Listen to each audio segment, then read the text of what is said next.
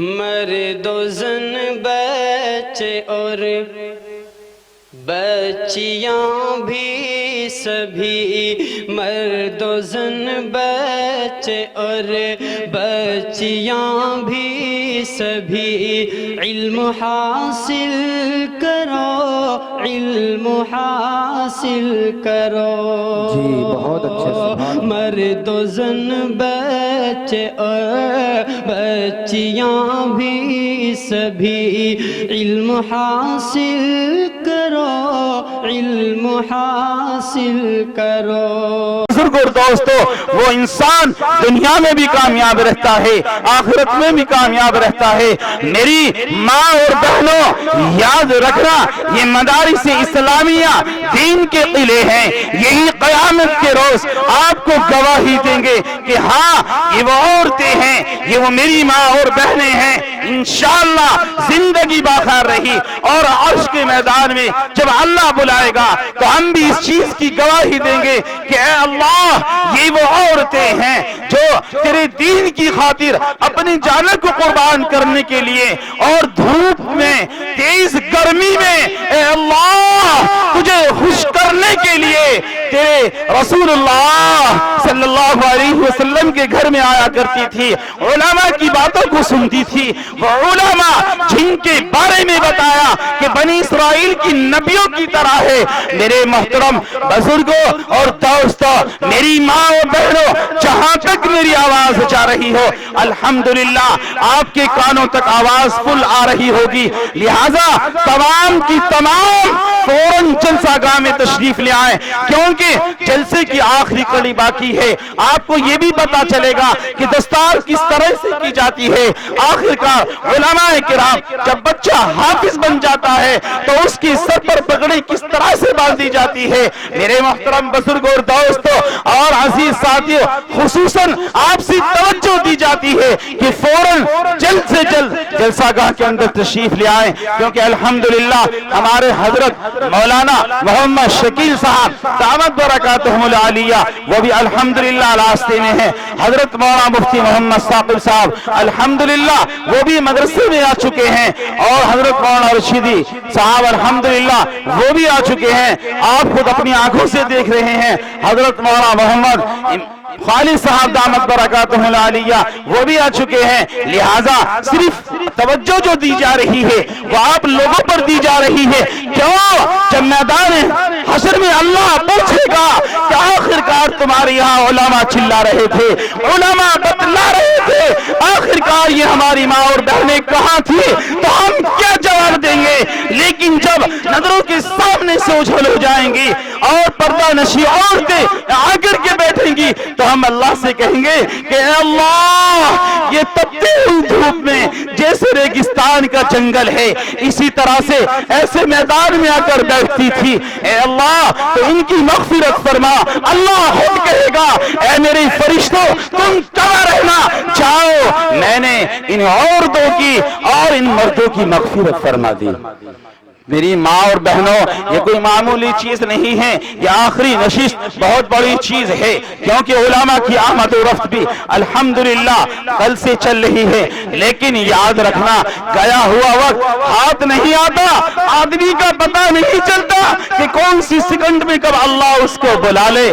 لیکن موت کی ایک ایسی صدا، موت کا ایک ایسا مزہ ہے، ایسا کڑوا میٹھا اور سچ ہے کہ انسان بھول بھی نہیں سکتا۔ میرے محترم بزرگوں اور دوستوں، یاد رکھو کہ کل نفس ذائقۃ الموت، موت کا مزہ ہر ایک انسان اور جاندار کو چکھنا ہے، کوئی بھی سرزمین پر باقی نہیں رہ سکتا۔ خدا کی قسم لکھا ہے کتابوں کے اندر کہ موت کے لیے بھی موت ہے۔ میرے محترم بزرگ اور دوستوں، اب تو جوانی کے عالم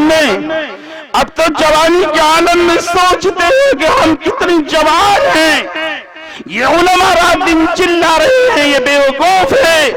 یاد رکھنا من تشبہ بقوم فہو منہم، او کما قال علیہ الصلوۃ والسلام، اللہ کے نبی نے فرمایا جس کی مشابہت اختیار کرو گے قیامت کے روز اسی کے ساتھ اٹھائے جاؤ گے۔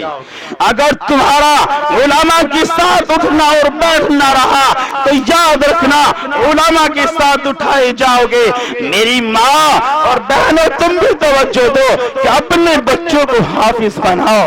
خدا کی قسم جب کسی کا بچہ حافظ بن جاتا ہے اور وہ بچہ قرآن کو جھوم جھوم کر پڑھتا ہے، اللہ کے رسول صلی اللہ علیہ وسلم کے بھی فرمان ہے کہ دریا کی مچھلیاں اور دور دراز جنگلوں میں رہنے والے جانور، پرندے ہوں یا چرندے، خدا کی قسم وہ بھی مغفرت کی دعائیں کرتے ہیں۔ اس قرآن پڑھنے والوں کو جو رات کو جھوم جھوم کر اللہ کا قرآن پڑھتے ہیں، تم تو آرام سے سوتی ہو یا سوتے ہو، لیکن بچے لگ بھگ 4 یا 3 بجے اٹھ کر وضو کر کے وہ قرآن کو لے کر بیٹھ جاتے ہیں۔ اللہ کہتا ہے میرے فرشتوں آ جاؤ، جس انسان کو بنانے کے لیے تم منع کرتے تھے، آج دیکھو یہ تمہارا، آج دیکھو یہ میرا بندہ ہے، یہ انسان ہے اور مجھ سے معافی مانگ رہا ہے۔ بتاؤ کیا کروں؟ یہ قرآن پڑھ رہا ہے، جھوم جھوم کر مجھ سے باتیں کر رہا ہے۔ یہ وہ کلام کوئی معمولی چیز نہیں، یہ وہ قرآن کریم ہے، یہ وہ کلام ہے کہ جب قرآن کریم پڑھا جاتا ہے، خدا کی قسم کتنے سخت دل والے کیوں نہ ہوں وہ بھی موم ہو جاتے ہیں۔ میری ماں اور بہنوں یاد رکھو، اب سے پہلے گھروں سے قرآنوں کی آواز آیا کرتی تھی، لیکن آج ہمارے گھروں سے اللہ حفاظت فرمائے کنجریوں اور گانوں کی آواز آتی ہے۔ اللہ حفاظت فرمائے، اللہ تو ہم سب کو معاف فرمائے۔ اگر اللہ نے پوچھ لیا کہ آ جاؤ تم صبح سویرا قرآن پڑھتی تھی یا نہیں تو پھر کیا جواب دو گے؟ اللہ ہم سب کی حفاظت فرمائے۔ تو کہنے کا مقصد میرا یہ ہے کہ جہاں تک میری آواز جا رہی ہو، یا میری آواز آپ لوگوں کے کانوں تک آ رہی ہو، تو فوراً جلسہ گاہ میں تشریف لے آئیں۔ اللہ تبارک و تعالی مجھے بھی اور آپ کو بھی کہنے سننے سے زیادہ عمل کی توفیق عطا فرمائے۔ اور میری ماں اور بہنوں یاد رکھو، اس طرح سے بن کر کے دکھاؤ کہ جس طرح سے حضرت فاطمہ رضی اللہ تعالی عنہ رہا کرتی تھی۔ خدا کی قسم ان کی قربانیوں کو یاد کرو کہ جب حضرت فاطمہ رضی اللہ تعالیٰ عنہ کا انتقال ہو گیا، جب اس کو قبرستان میں لے جانے لگے، قبرستان میں لے جانے کے بعد قبر کے اندر اتارنے لگے تو ابو ذر غفاری رضی اللہ تعالیٰ عنہ کہتے ہیں کہ اے قبر تو جانتی ہے یہ جنازہ کس کا ہے؟ ابو ذر غفاری رضی اللہ تعالیٰ عنہ کہتے ہیں کہ اے قبر تو جانتی ہے یہ جنازہ کس کا ہے؟ یہ جنازہ آقا مدنی جناب محمد رسول اللہ صلی اللہ علیہ وسلم کی بیٹی کا ہے۔ پھر کہا کہ اے قبر تو جانتی ہے یہ جنازہ کس کا ہے؟ یہ جنازہ حسن اور حسین کی والدہ کا ہے۔ پھر تیسری مرتبہ کہتے ہیں اے قبر تو جانتی ہے یہ جنازہ کس کا ہے؟ یہ جنازہ حضرت علی رضی اللہ تعالیٰ عنہ کی اہلیہ محترمہ کا ہے۔ لیکن قبر کے اندر سے کیا جواب آتا ہے؟ قبر کے اندر سے آواز آتی ہے اے ابو ذر حسب گنوانے کی ضرورت نہیں، نسب گنوانے کی ضرورت نہیں، یہاں تو جس کے اعمال جس طرح سے وہ انسان اعمال کرے گا اسی کے ساتھ اس کا حساب اور کتاب کیا جائے گا۔ تو کہنے کا مقصد میرا یہ ہے کہ میری ماں اور بہنوں خصوصاً توجہ دو اپنے بچوں پر، اپنے آپ پر، اپنی بچیوں پر، کہ قرآن کی تعلیم سے کوئی محروم نہ رہے، کوئی بھی محروم نہ رہے۔ اگر قرآن سے تمہارا دل خالی ہو گیا تو سمجھ لینا وہ دل ویران ہے۔ وہ گھر ویران ہے، وہ دل ویران ہے جس دل کے اندر اللہ کا قرآن نہ ہو، اللہ کا کلام نہ ہو۔